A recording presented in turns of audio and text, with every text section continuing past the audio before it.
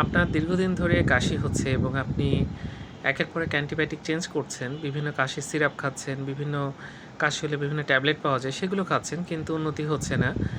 আপনি অবশ্যই একজন ভালো বক্ষব্যাধি বিশেষজ্ঞকে দেখাবেন। দীর্ঘমেয়াদী কাশির বেশ কিছু কারণ আছে। সেই কারণ নির্ণয় না করে আপনি যত ওষুধ খান আপনার উপকার হবে না। হয়তো ২-১ দিন ভালো থাকবেন, আবার হবে।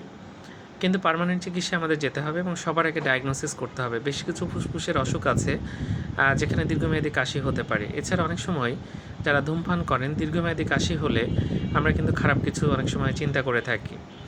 তো যাই হোক আমাদের এটা খেয়াল রাখতে হবে এবং আমরা সবসময় মনে রাখবো যে ডায়াগনোসিসটা খুব ইম্পর্টেন্ট। দীর্ঘমেয়াদী কাশি হচ্ছে নিশ্চয়ই পেছনে কোনো কারণ আছে, কোনো অসুখ আছে সেটা বের করতে হবে। আপনি কাশির সিরাপ কয়দিন খাবেন? আপনি যদি যেকোনো যে কাশির ট্যাবলেট হোক বা অ্যান্টিবায়োটিক এটা কয়দিন খাবেন? কিন্তু আমরা যদি সঠিক কারণ নির্ণয় করতে পারি যে কাশিটা কেন হচ্ছে, তাহলে কিন্তু আমরা সঠিক ওষুধ দিতে পারবো এবং আপনি কিন্তু ভালো থাকবেন। ধন্যবাদ সবাইকে।